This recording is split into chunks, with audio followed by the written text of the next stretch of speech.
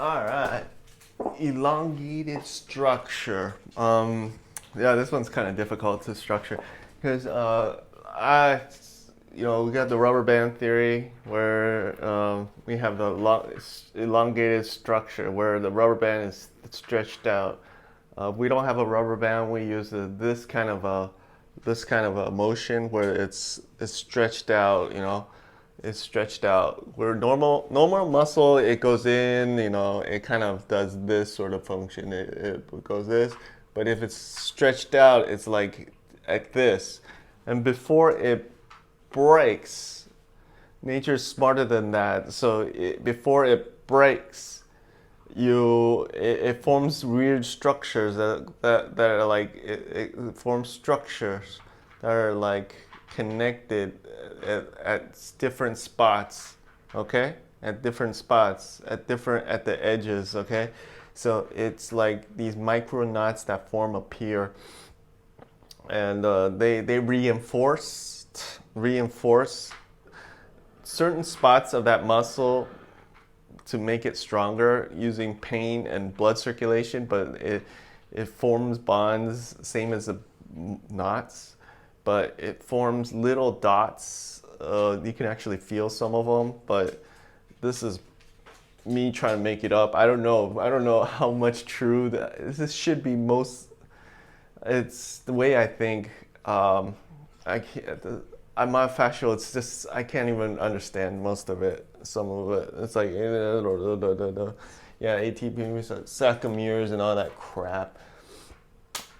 And we use the rubber band theory where we do a lot of things. But another example is we just rubber band, before it breaks, it stretches like this, and little bonds form like this. It's different from the whole muscle. You have to understand, it's very different from the whole muscle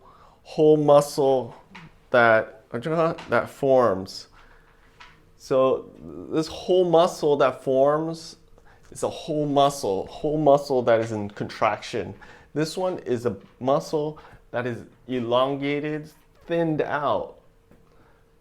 That little dots form, and the lower weird connections form. It's connections and weird bonds form. It's also, I want to talk about how we don't want to use big or weak. Same thing as the structure for knots. For the structure for little knots, the micro knots, I want to use like thinned out muscle or stretched out muscle.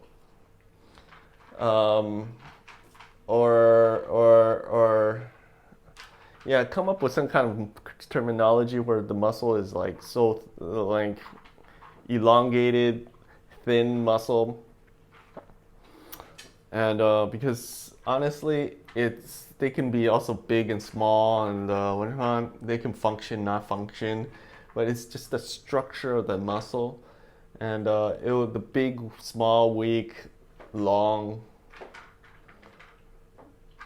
In long, I don't know. I'm not sure about long,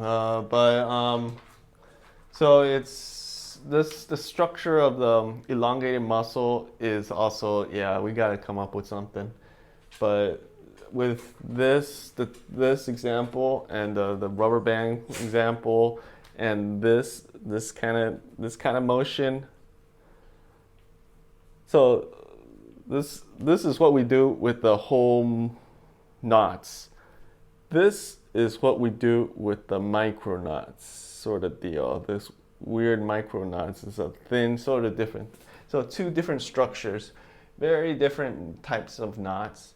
But this is unscientific. It probably doesn't even, it's something I made. I don't know. I try to interpret it. I'm not sure if it's true. Disclaimer, I don't know.